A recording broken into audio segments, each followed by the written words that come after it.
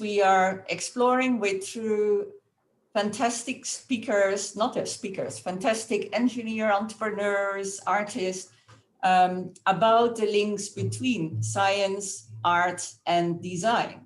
And how, if you put all of these together, yeah, you can really create some amazing results. So today we have with us Jonty Hurwitz. I'll tell you a little bit about him in a minute. And the other two presentations that we have, the seminars, will be one on the 19th of November in 2 weeks, and then 2 weeks later on the 1st of December. In the invitation that you got, you will find more details about that. So back to Jonty. You already see his image there. Jonty, we got to know each other through a project on spatial thinking. And Jonty is one of these people that if you look at his work, you know, you love it. I mean, most people do. And he also, if you look at his background, it's very interesting. He's from South Africa. He studied electrical engineering in Johannesburg and then majored in signal processing. And he then did a period studying yoga and wood carving. And then he went back and he actually ended up in the area of fintech, financial technology in finance. He actually had his own company, so he's an entrepreneur too, his own fintech company. And then he went on to design a software system that is the power analytics that is currently being used by 8 out of 10 of the leading asset managers in the world. He co-founded another company, and that was the world's first real-time online consumer loan system. He started a new company on AI and really exploring. I think that is what Jonty is really doing. He's exploring the boundaries of what so comes from science, but with the questioning and the critical mindset of an artist. But at the end, you need to create things. So the designer is also in there. And he actually, one of the things that he's also well known for, and that's in the Guinness Book of Records, is that he created the smallest ever sculpture, which is made with nano technology. And it's a sculpture of a dancing lady that actually fits very easily, I must say, if you see the pictures, very easily in the eye of a needle. So it's definitely worth looking at Jonty's website to see all the wonderful things that he has been thinking of and that he has created, because I'm sure that the time for this presentation will not be sufficiently enough to show all of that. I would like to end with one statement. There was a documentary by CNN about Jonty's artwork in 2015, and the art critic Estelle Lovett, she commented on his work and said, if Leonardo da Vinci were alive today, he would have been doing what Jonty is doing.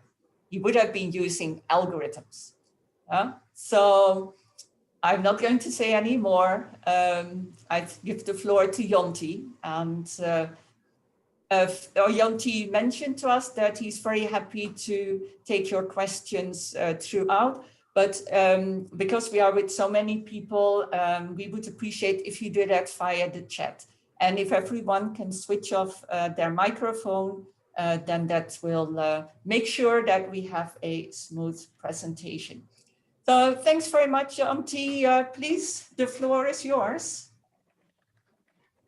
Thank you for that lovely introduction, Lucian. That was that was humbling. Thank you. Really amazing. So hello, everybody. It's lovely to see so many of you here.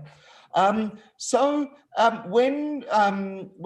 I was approached by Lucian to put this together, you know, the question was, well, what title are you? What titles you're talking to be? And so I came up there and then with the secret of just making stuff happen without spending too much defining what it is.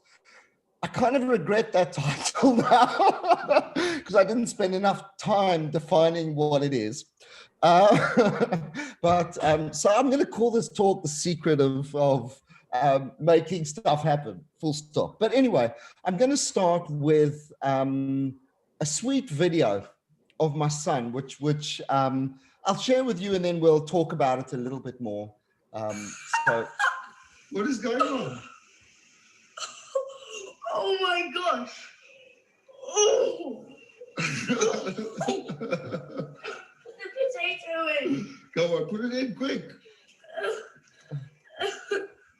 Oh, whoa. Did the potatoes take the fizz away? Yeah. So, we were all children once. We were all children once, filled with dreams and inquisitiveness and excitement at the world around us. And many people have got their own definitions of what childhood is.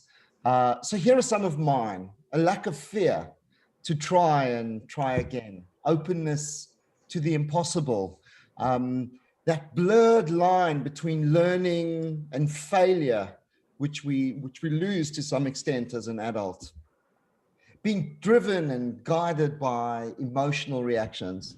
And so today I want to look at some of these qualities and try and remind you that keeping that child alive in your heart is a big part of the secret to finding success in whatever field you choose. You know, I believe that most of us in the meeting today have some kind of academic background, and to me, to some extent, this graphic represents where we find ourselves now. In particular, for those of us involved in the sciences, details, theorems, laws, proof, we're all experts, and all of these formula and these constructs are really important. I'm not taking away from the importance, they're really important. You know, we build concept upon concept and find ourselves super specializing in one particular field. We narrow our minds and rely on structures that we've built for ourselves. And buried in all of it is the heart, the child that brought us here.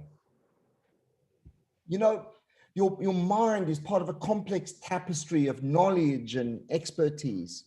Yet, in my opinion, the secret to success, or part of the secret of success, lies in the heart. And I want to talk a little bit about that in the next couple of slides. So let's just shoot ourselves back 50,000 years to Borneo Island in Indonesia. This is where we come from. These are our ancestors. And I want to ask you what you see here. So I did a TED talk a while ago on art, and I brought this up, and I want to bring this story back to life because it's so important. I'll tell you what you see here. What you're seeing here represents one of the most significant turning points in human history. It happened 50,000 years ago in a limescale cave. And up until that point, we were no different from any other animal. We were surviving and mating and eating and sleeping. We were animals. And suddenly, in a single moment of epiphany, this ancestor gave birth to what I think is humanity's transformation. What did she do? She dipped her finger in the ashes of her fire and mixed the ash with a few other things to make a paste, and drew this figurative image of a bull on the wall of her cave. This is the oldest figurative painting ever created. And as it turns out, this work of art represents the absolute bleeding edge of science at the time, and therefore of human understanding. Just take a moment to ponder the paint recipe used. Ash, and the ash required us to already have the control of the miracle of fire. It required fat, and fat required us to have hunting tools and cooking utensils. And it had red ochre, which points to our early foray into mining and collecting minerals. This is sophisticated paint. A paint not just good enough to depict an image, but advanced enough to be absorbed into the porous cave walls. A paint to be preserved for tens of thousands of years to come. This artist or scientist, depending on how you want to look at it, created the first interdisciplinary work of humanity. This human merged the disciplines of art and science before they even had been separated in our own mind. And through that synthesis, she created a work that echoed through 2,000 generations. So in late 2013, my life as an artist and as a scientist changed in a single day. And it happened when I published this sculpture of my wife and I in the image of the mythical Cupid and Psyche.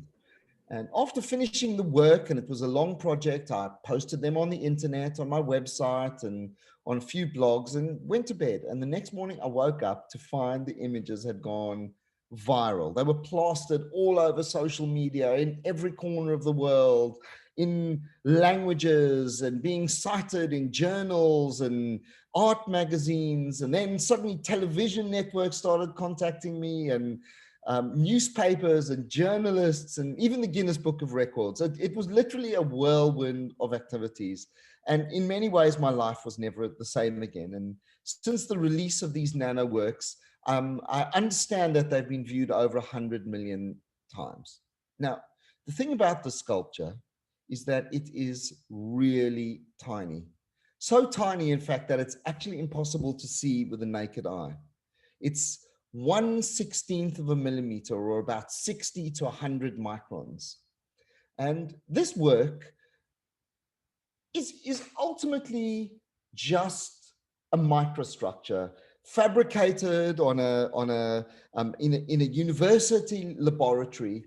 And I want to explore what it is about this microstructure in comparison to so many other microstructures that we've seen being generated in nanotechnology labs. What was it that made this one different? And I want to share this thinking with you, because one of the things that I think is so important in delivering a scientific message or a design or a piece of software is the idea of presenting it with context. And so what I'm proposing is that had I launched this picture without some sense of scale, without that human sperm showing you the size of this sculpture, would it have gone so viral? Present your idea. So I'm going to start with my first hot tip. Present your idea in an easy to understand context. Provide whatever work you do, make sure that you provide a context for people to be able to digest it in an emotional way. So let me give you even more context on the sculpture. Here, for example, you can see it in the eye of a needle. You know, Lucian was was talking about this earlier. And so immediately people see the sculpture and get a sense of the context of its relation to the physical universe in the eye of that needle. And so, you know, delivering a sense of scale to people, and a lot of time was worked on this image. And actually, at the time, I got quite a lot of a knock for this image, because obviously I found the needle it was a separate scan on a scanning electron microscope, and the image of the sculpture, which was also done in a separate scanning electron microscope, and I brought them together. But I felt it was super critical to deliver some way of people understanding immediately what we were talking about. Now, let me layer some context even further. You know, like, do you know those days when the sky is clear and you see a beam of sunlight coming through the window, it's bursting through the window, and then suddenly you go closer to the beam and you see that there are specks of dust floating around in the air. And this sculpture is roughly the size of one of those particles of dust. Okay, so you have the physical context of the scientific work. Let me give you some emotional context. I want to take it a little bit further. You see, this is a sculpture of love. It's a love story. My wife and I met 18 years ago. I mean, when we were 18 years old, which is 33 years ago. And we met randomly while I was traveling, and we fell madly in love. And in many languages, they say you've fallen in love, because you literally fall into it. You know, it's like falling into a pit. And we spent a glorious teenage year together, exploring life and emotions and intimacy. It was just unbelievable. But it was not meant to be, for reasons that probably only my psychoanalyst knows. And we had to separate ways in floods of tears. Anyway, decades passed and we became beautiful memories in one another's minds. And then suddenly, 26 years later, life brought us back together in this most wonderful twist of fate.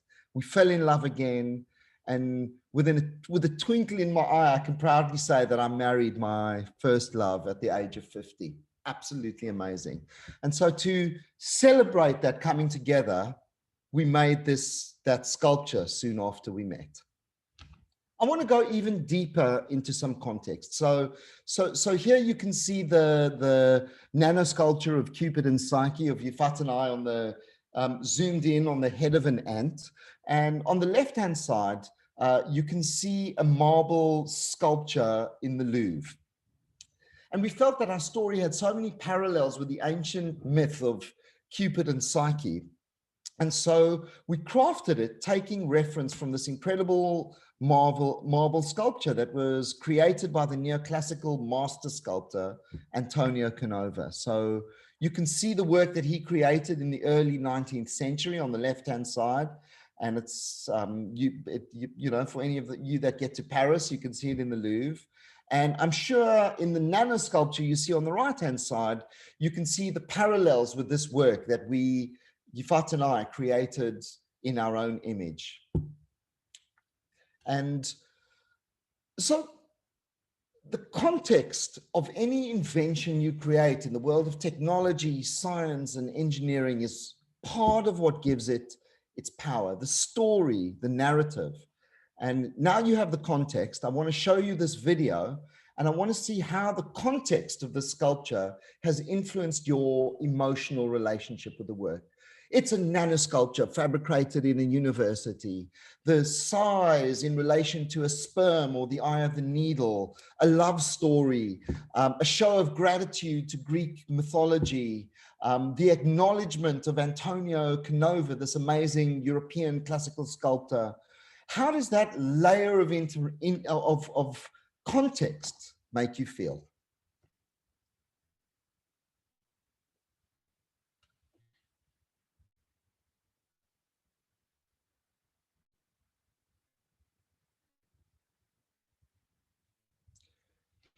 So every piece of work you create as a scientist, as an engineer, as a designer, ultimately has two golden aspects to it, in my opinion. The first is its physical relationship with the universe. In this case, it's the physical size and the form of the work and the science used to create it. For some of you, it might be a mathematical formula or an algorithm you've built. The physical relationship that your work has to nature. But there's a second thing which is really important, and that's the emotional connection of the work to the observer. And to do that, it needs to be delivered in a communicative way, in a way that touches the soul of the person you're trying to influence. Now, that might be you creating your doctorate. And so, of course, the doctorate needs to be structurally correct and all the references need there. But you need to take into account the person who's judging your doctorate and what they're going to feel. How do you address this work to your target audience in order to achieve your goals? So to create any truly great work, you need both. You need the physical and the emotional. Any project you do needs technical and the human soul element. I want to step into my next point now and show you this picture, which is very important to me. It's a real guiding light for me in many ways. What do you feel when you see this picture? On the wall behind these children is one of the greatest masterpieces created in history by Rembrandt. And yet you have a group of children turning their attention to Instagram and TikTok. These are intelligent kids who have chosen to be at this museum. And in the past, X hundred years ago, whenever the painting was created, there would have been people, children crowding around this work, kind of marveling at its genius. And it's not less valuable. It's still valuable in the context of history, this artwork, but where is the attention of the children? So what's different? The difference is the zeitgeist. You have to listen to the zeitgeist. Now, the zeitgeist is a funny word, and I'm not sure if all of you know what it is.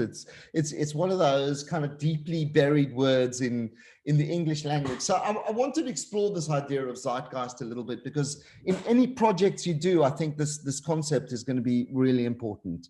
So the contemporary relevance of the work is related to the times, to tastes, to fashions, to the needs of society. You know, the definition of the zeitgeist, which I got from a dictionary, is the general set of ideas, beliefs, and feelings that are typical of a particular period in history. Now, rather than going into too much in the dictionary definitions, I want to actually move on to my hot tip number 2 for delivering projects, is listen to the zeitgeist. And I'm going to go into this word by example. You know, so often in my career, I've stumbled across the smartest of the smart who have somehow surrendered their emotional radars to algorithms.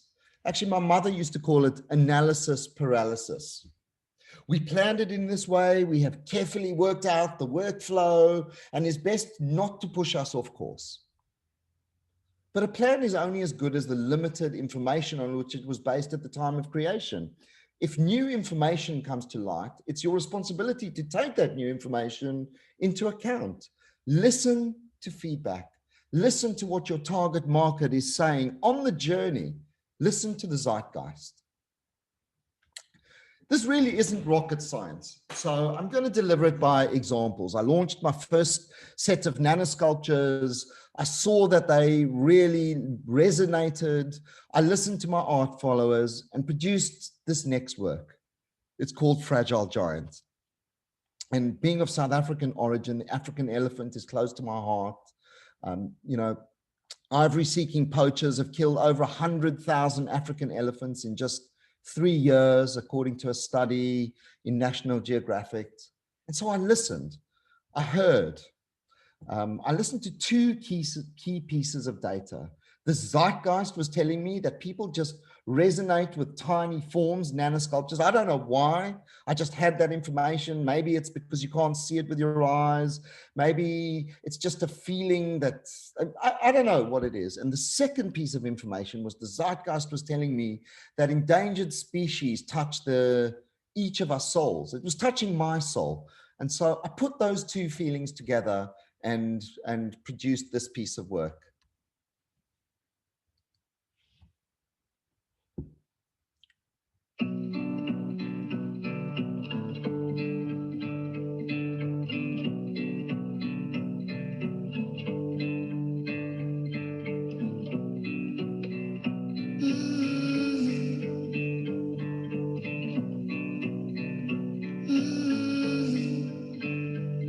No resistance, no oblivion. Now, I just thought I'd stop at this point to tell you and remind you that no project goes well. Even though I produced a couple of nanosculptures before, I just, you know, thought I'd share a few behind the scenes pictures to you, just in case you imagine the second nano project went more smoothly than the first. So it's just nice to remind you of the hardship on the journey. But, you know, ultimately, this work, seen here in the context of a human finger, has been published in educational textbooks around the world and has inspired hundreds of thousands of young minds, if not millions. And maybe it's even made a difference to the environment and to the world. But I don't want to talk about zeitgeist feedback today, but the idea is that if you listen to the zeitgeist, you can change it.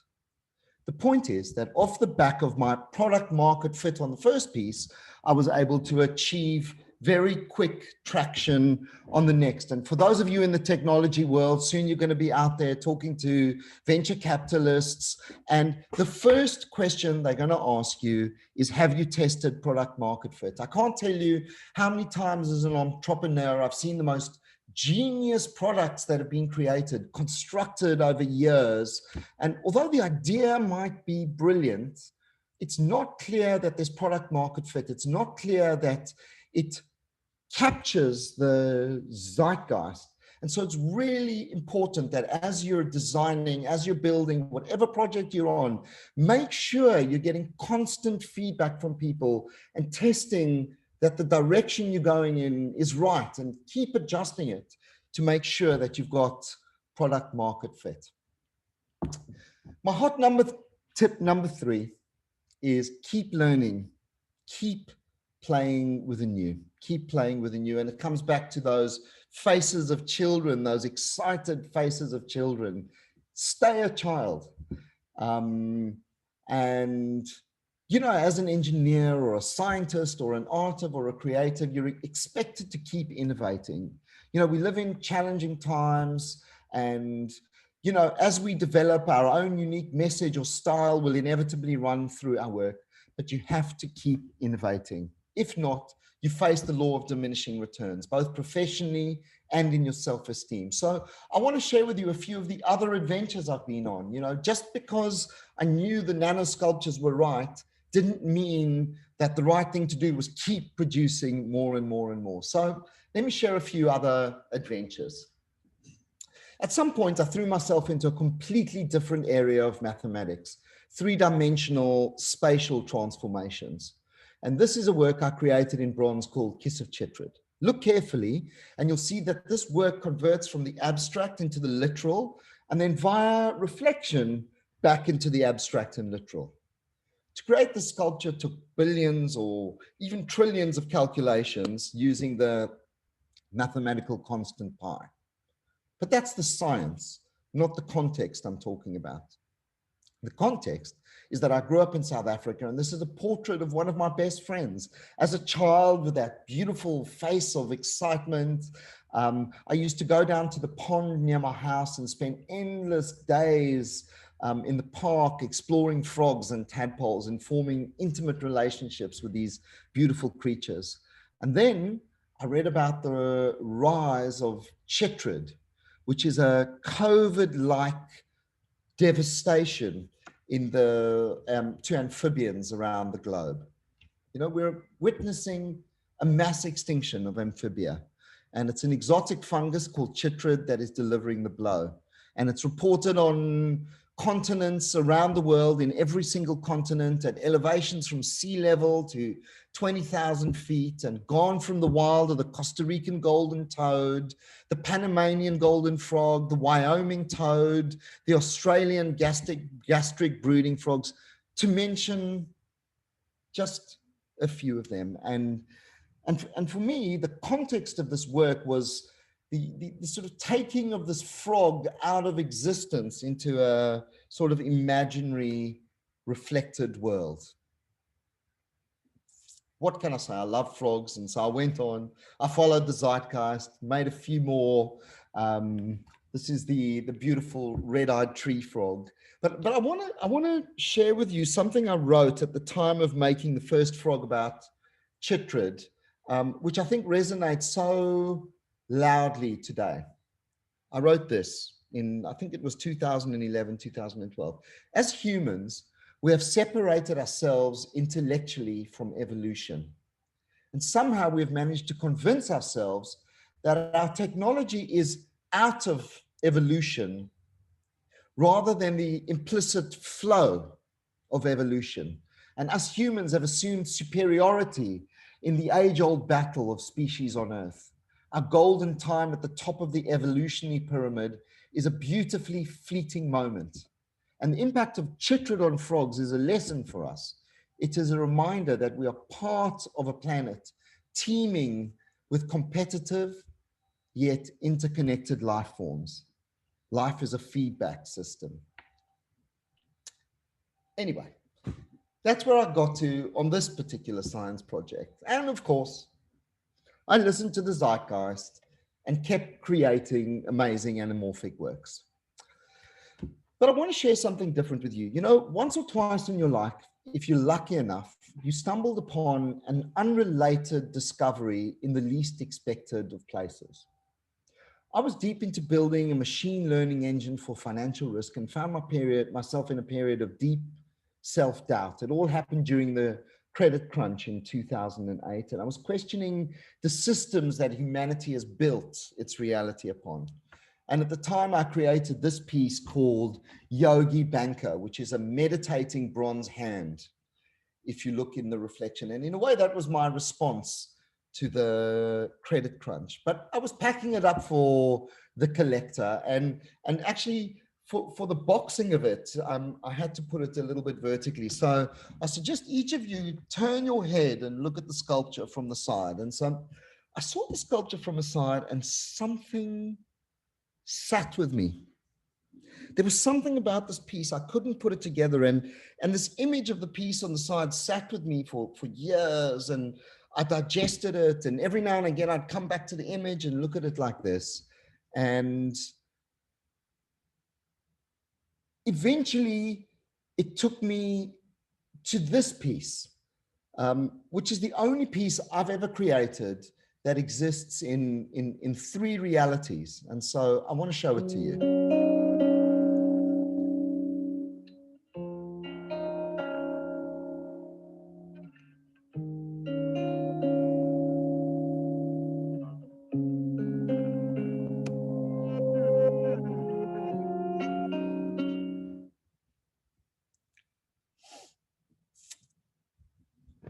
This piece taught me. It presented itself to me rather than being a creation of mine. It's my own artistic epiphany. I've not got any other way to describe this piece. It was unplanned, unexpected, and all I did was go searching for the unknown. As Shakespeare put it, to unpathed waters, undreamed shores. This work called Consciousness is all about our ability to discover something which is orders of magnitude larger than what we are able to imagine at the outset of an intellectual journey.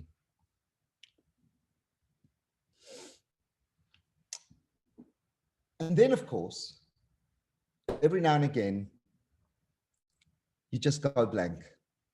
Creative block, emptiness, nothingness. What then?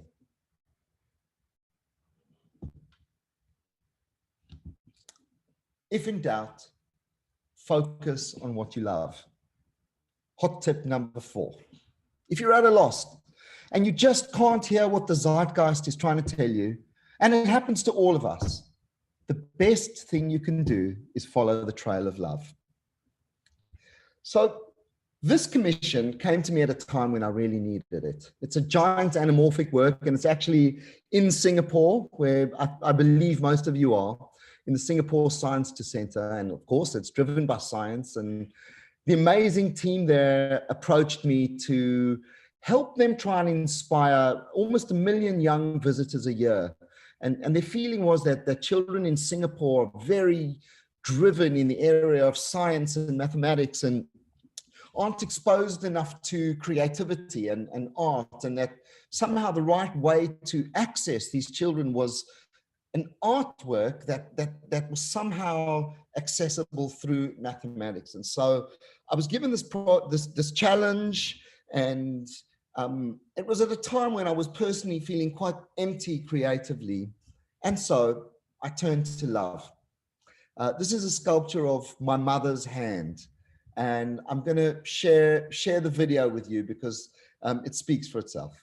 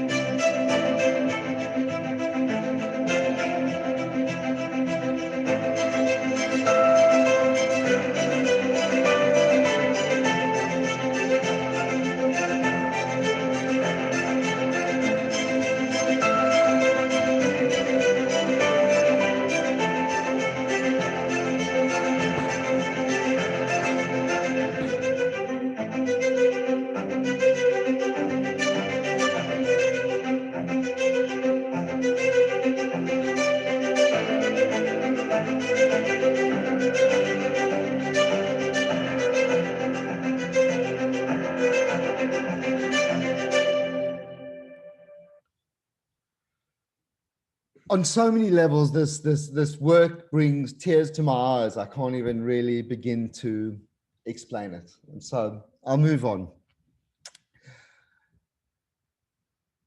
As you probably know, the best way to love others is to love yourself.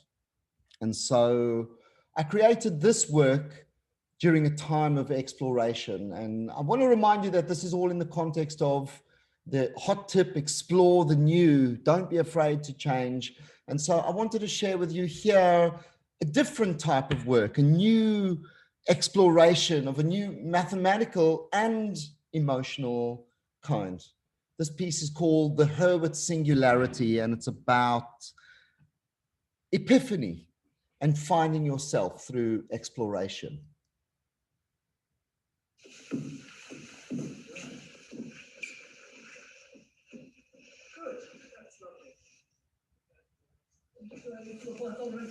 Yes, well, we're going to all eat because we forgot to eat this morning, so okay. That's nice, Jonty.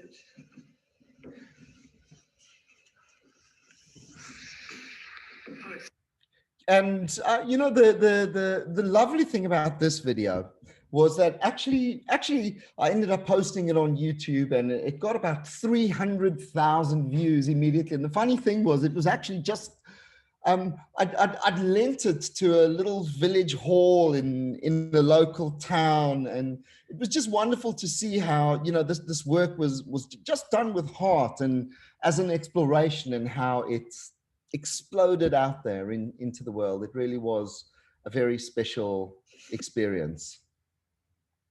So I want to get to the next hot tip, which is pivot, pivot, pivot. And in a way, this is connected to listening to the zeitgeist.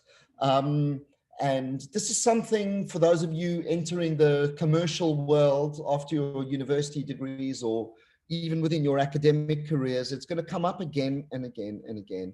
And that is to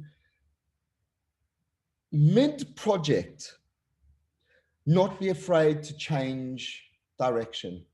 The only way to make a product successful is to get a version out there very fast, test it, come back, listen to what the market is saying, literally be willing to fundamentally change the product, get out there again, change, get out there again, get out there again, and some plan your timeline to have lots and lots and lots of different pivots on the journey. And we're talking today about the scientific work. I don't know if I'll have time to come to some of the AIs that I'm working on that we're pivoting continually, but here's some examples of artworks that I put out there that didn't get 100 million views, that didn't get 100,000 views, but got 10.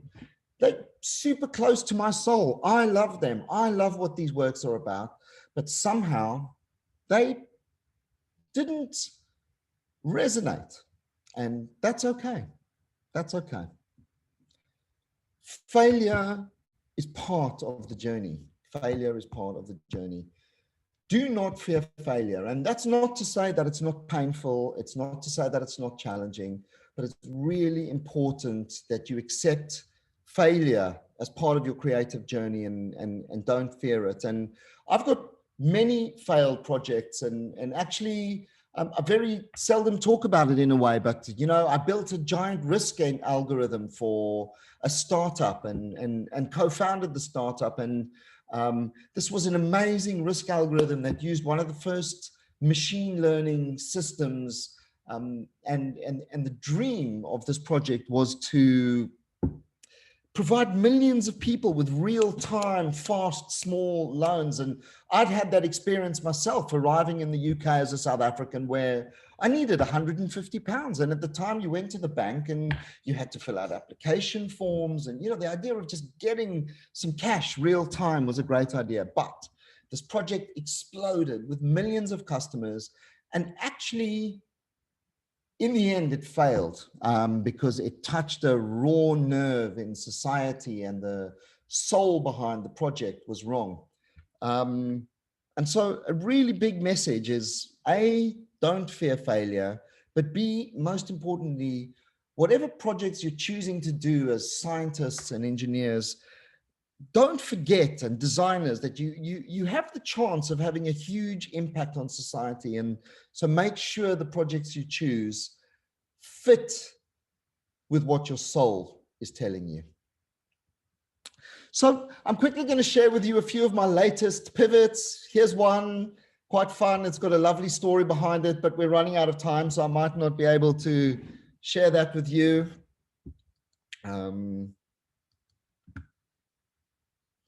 Let's see if Vimeo allows it to play. Try one more time.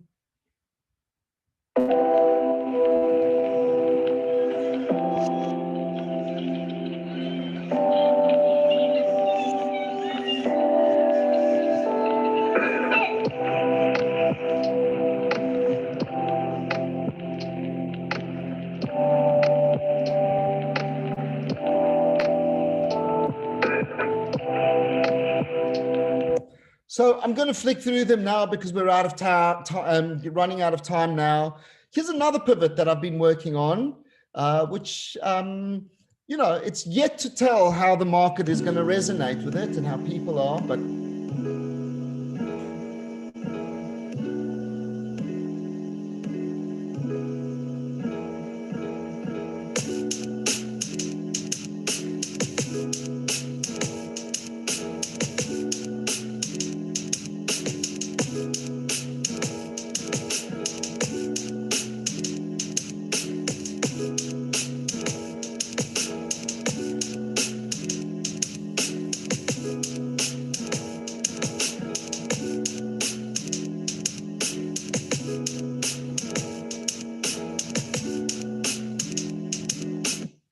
so I'm going to take 5 more minutes, and I want to talk about the final pivot and share another project with you, just and possibly even open up to ideas from you. I've been working very hard for the last couple of years on a new AI that is trying to, it's called Vesti. It's launching in about 9 weeks' time, 15 people working on the project. It's all very exciting. And the aim of this AI is to allow normal people who are now trading and buying shares and giving their pensions to companies, and I don't know what there's this lack of transparency in the financial world. And we are working on this dream of creating an AI that can actually eventually answer any question you might have. And so I'm going to share that AI with you, and I'm also going to open up to you some of the problems that we're facing. I'm going to stop my share and restart it because I'm not sharing the slides. So if you just give me a moment, I'm just going to re-share, but with something different. I've just got to jump to the web.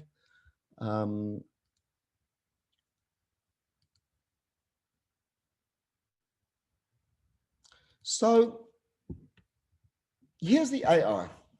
It's a conversational interface. It links directly to, initially we're launching it in America, and it's out of the box links to 90% of investment and wealth accounts in America. And then you can start to ask the questions, you know, how am I doing? So we're using the latest natural language processing algorithms out there. We're working with companies like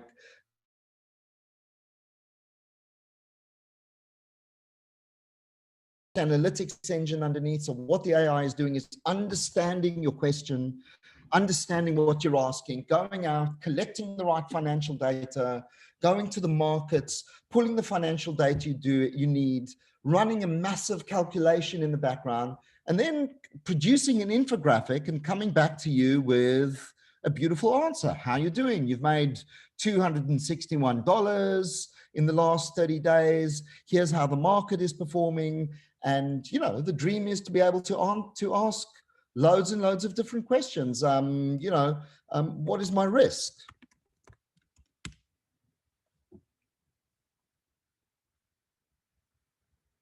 Now, just think about what's going on in the background. It's gone out. It's probably done, I don't know, 100 million calculations in that time. It's come back to you with a natural language answer. It's producing a chart saying that my portfolio is slightly more risky than the S&P 500, which is the markets. It's producing me a graphic saying, hey, you know, be aware that American Airlines is super high risk and with very low prospects of return for you.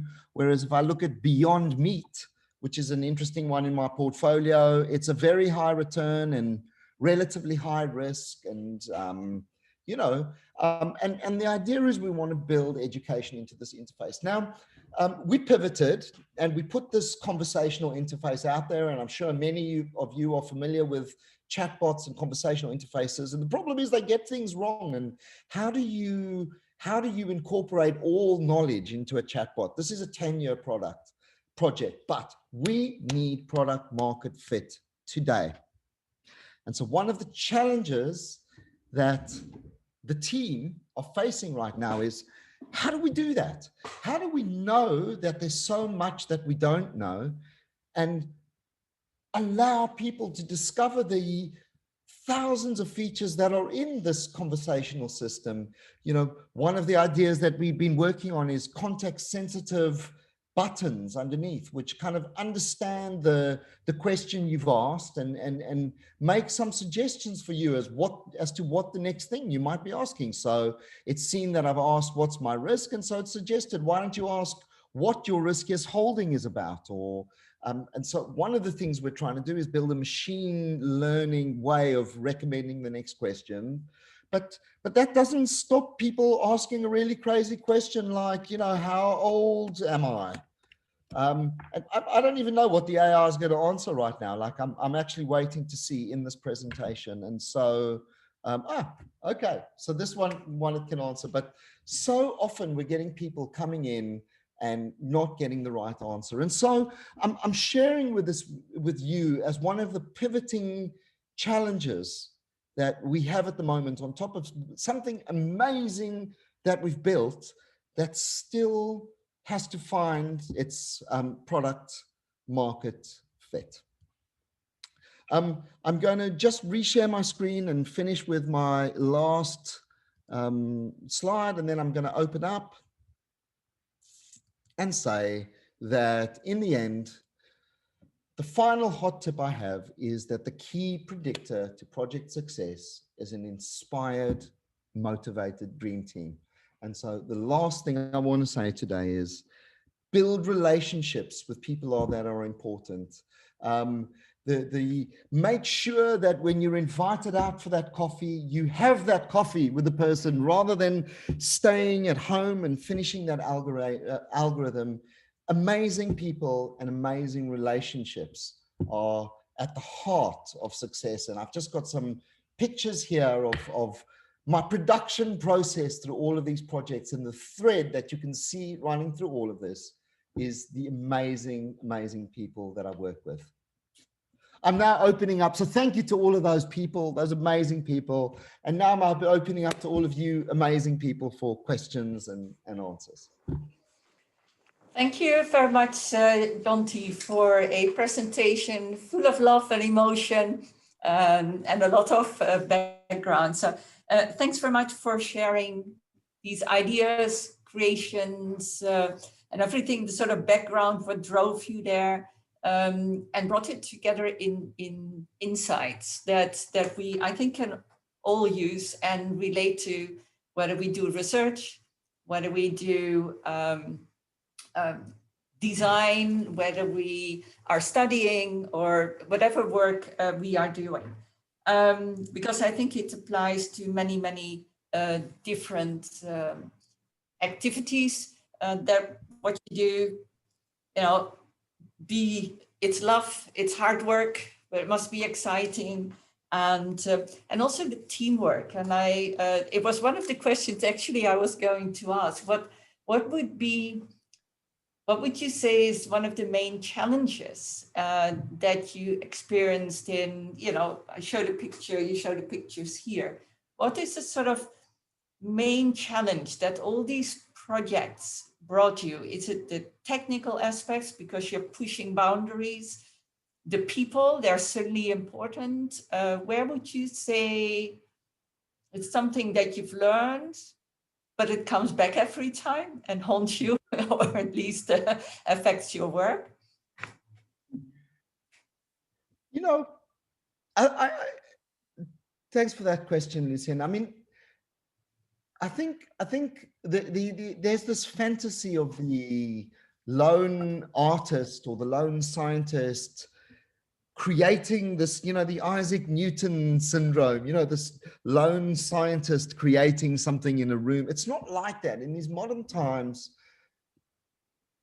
all successful projects are about collaboration, and collaborations can involve 2, 3, 4, 60, 100, 200, 1,000 people sometimes, big collaborations. And I think the key point is to bear in mind is that these relationships, and I kept talking about the relationship between science and emotion. The relationships you have with so many of these people are going to last years. Projects can take years to finish. You can plan them for a month or two, and 10 years later, you can still be working on them. And the relationships you create with people are so important. And I've screwed up along the way. I've let anger get in the way. I've let frustration get in the way. I've burned some bridges, and I think learned the hard way that a burnt bridge doesn't help anybody. Keep relationships strong, but also keep your boundaries. Sometimes boundaries need to be set, but keep relationships strong wherever you can.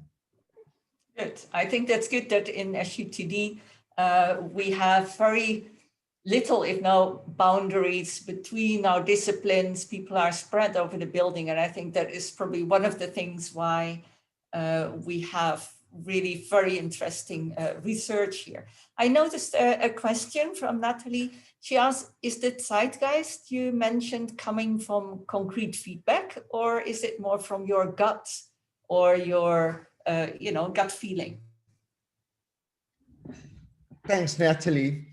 That's a really great question, and there isn't a clear answer to that. And I think it comes back to a few of the points that I mentioned. I mean, I'm also still just fumbling my way through life. So, please don't take this as any kind of gospel. But I think you start with your gut, and I think every scientist or designer or artist or engineer goes through this, where you just have a feeling about something.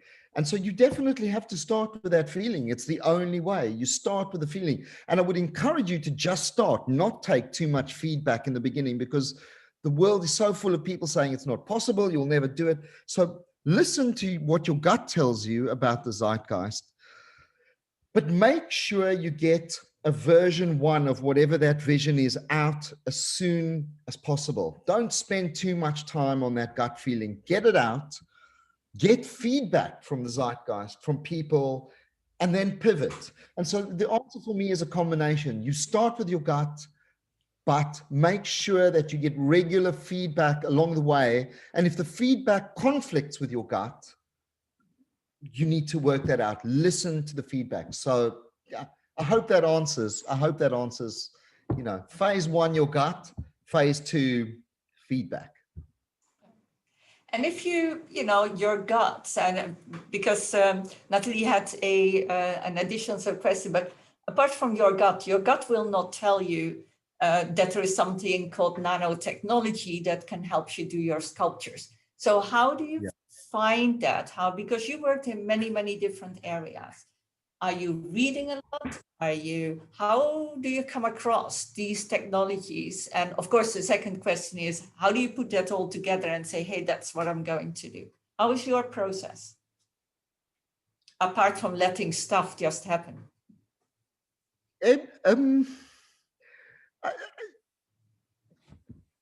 it comes down to the starting video in this presentation.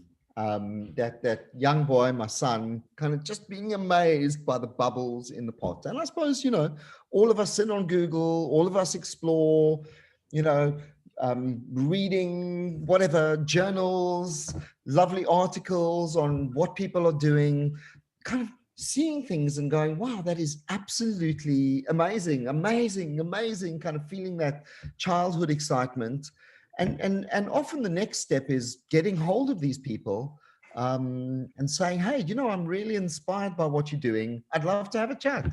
Let's start dreaming together. Let's explore what we could do. And actually something very interesting that I found is when you approach the science world, because often the base ideas are scientific, the base techniques. When you approach, being a scientist, you run the risk of glazing all of your friends over at the dinner table when they ask you what you're doing. 2 minutes later, nobody's listening to you and you're trying to explain what you're actually doing in your day job. And so a lot of scientists, I find, are really excited by the idea of getting involved in creative art projects, so make that phone call, send that email, inspire people, think together, dream together. It works. Okay. Any further questions from the audience? You can type it. Or some people also, I noticed, thank you for bringing up human evolution and how we mistakenly disconnected, although we are part of nature. Do you think that schools have something to do with, or their schooling methods, something to do with the disconnects that we've created and the maybe more analytical, disciplinary focus? Yeah, I think that's part of it. Actually, I really like that message, Vivian. That's a really good message. Thank you. I mean,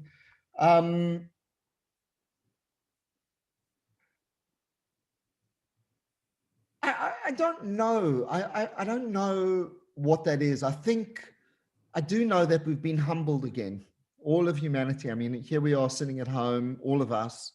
And I think whatever took us to that point up until 2020 was an arrogance. I mean, look at what we can create. Look at our power. We can land on Mars. We can create nanosculptures the size of human sperms. We somehow, as a species, we've almost gained the power of creation, We've almost gained the power of creation. And I think that's delivered us an arrogance, which we all lost in 2020. Okay. We all lost it. That's really the only comment I have to make on that at the moment. Someone asked whether you have a muse.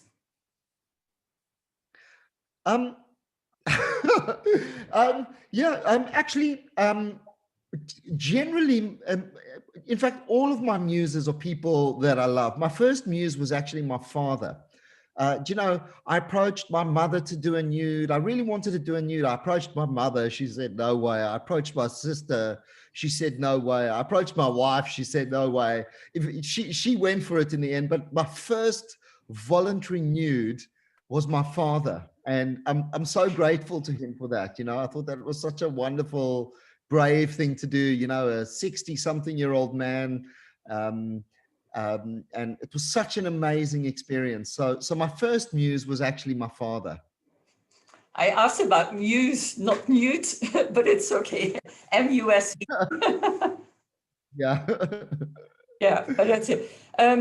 Also, JP asked, to an amazingly creative person as you, what is your view on how AI is going to affect creativity? That's a very interesting question. Yeah. That's a great question, JP. Actually, I'd love to have a debate about it because I think this is a debate. I think we're in a very fragile time at the moment. I mean, I can share that what I'm seeing of AI is quite intimidating, actually. I mean, It's unbelievable. I mean, I gave this example when I was doing this demo, that question I asked, I can't even remember what it was. And I didn't know if the AI was going to be able to answer it. I'd never asked that question before. And so often it gets it wrong. And then every now and again, you get these intellectual leaps where suddenly the AI is answering questions you didn't know it can answer. Actually, it just happened in this presentation. And so I do think that humanity is in a very challenging time. AIs soon will be able to be creative, and it's interesting where that creativity is going to go. I worry, as all of us involved in AI do, about the ethical frameworks that are going to come out of AI's eventual creativity, and it's around the corner. You know, people talk about the singularity event where an AI is able to create an AI more intelligent than itself. You know, almost the idea of AI as being able to give in birth to more intelligent versions of themselves, and I think we're very close to the singularity, and I worry very much about the ethical infrastructure that's going to come out of AI creativity, and I think any of us involved in that space have a serious social responsibility right now to accept that this is coming. And actually, in all of the AI work that I'm doing, I'm remaining very conscious of the huge responsibility that sits on my shoulder, you know, in terms of AI and the decisions that it makes and the bias that it receives from the data which teaches it. We have a challenge. We have a challenge. Do you think that is a topic that ought to be taught mandatory at schools or at universities? At university, I think AI ethics and machine learning ethics are an absolutely essential part of education. Actually, I remember, I mean, I studied engineering a long time ago now in the 80s, and my university introduced a really creative course called Engineer in Society, which weirdly at the time, you know, all of these geeky engineers were really fighting. They all hated the course. And it was in a time when we weren't really thinking about it, looking at the real impact of engineering on the environment. And I know for me, that course informed me so much. And I went into my professional career understanding, before everybody was really talking about it, the environmental responsibility that we had as engineers. And I think that equivalent today is AI ethics. I do. Mm-hmm. Oh, thank you. It's a very unexplored field, though. And so actually, I'm sorry that in a way that this is a one-way dialogue. I mean, you know, JP, you know, I'd really open up at another time having this as a dialogue, because there aren't answers yet. There are only questions. I noted it down because our next piece that we are planning is about AI in the future. That will be in spring for everyone. Dr. Srikant, he asked, he thanks you for excellent sharing, brilliant art and science fusion in your creative exhibit that has inspired us all. In today's world of expectations, how do you manage uncertainties in such exhibit productions? Because that is not you, that's a lot of people, a big team involved in that. How do you manage uncertainties in such exhibitions? So, wow, it's a good question. You know, I need a moment to ponder it. So, I'm thinking about the last uncertainty in an artwork exhibition that I had to manage, right? Where we sent off during COVID. We sent off a very, very fragile wall hanging sculpture to an exhibition in Mykonos. It was unbelievably difficult to get it there and unbelievably expensive. It went up on the wall. It hung on the wall for about 2 weeks. And then one viewer at the exhibition was looking through the eyepiece, and suddenly the whole sculpture fell off the wall hit the ground and smashed into pieces. And that was probably 6 months of work down the drain. And the primary way of dealing with that risk was, oh shit, there wasn't really anything else to do. But, you know, then going back like any scientist and looking over where the vulnerabilities were. And we found out that one of the people in the process was using the wrong kind of tape. And that things that, you learn by failing. You learn by, you manage uncertainties through failure and do your best. And all of us engineers sit around scratching our heads. Will this be good enough? We do everything we can to plan and predict, and then we get it wrong. and correct as we go, pivot, make mistakes. Yeah. Related to that question about uncertainties, when you have a certain idea, let's take the sculpture that you showed at the beginning. Do you start with it sort of on your own, reading up, trying things out, exploring it, and then gradually involve people to limit the risk and address some of the uncertainties? Or because some of these you might need other people, other disciplines, specialists, almost from the word go, just to figure out whether it's possible at all. How would you approach, a new idea? Yeah, I mean, it's a really good point. And, if we go back to the presentation, I mean, where these, for example, are a very good example of that question. I mean, I suppose there's a circle in the presentation. There's the angle of pivoting. There's an angle of not being afraid to try the new.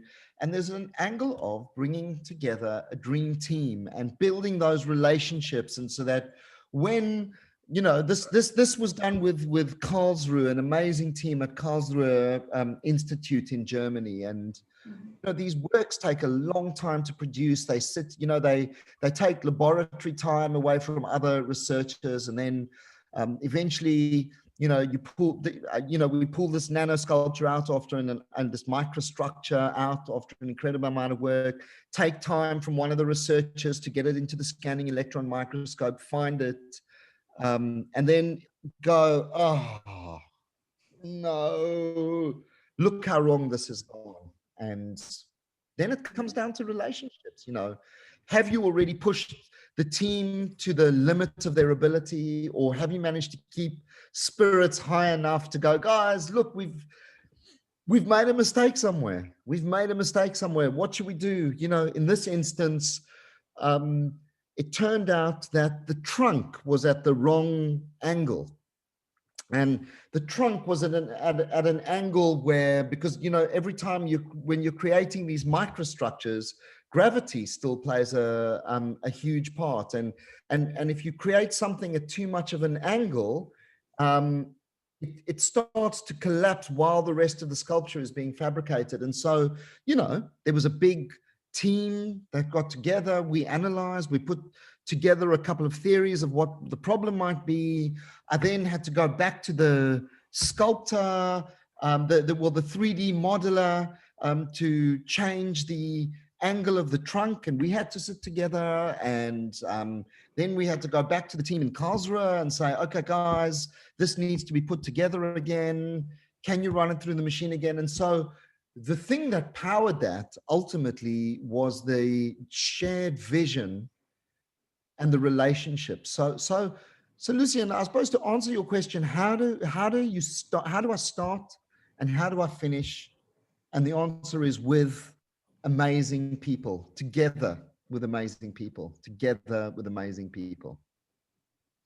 And that's very good. I think that is a very good also closure, I think, of this presentation time. It's nearly 5:15.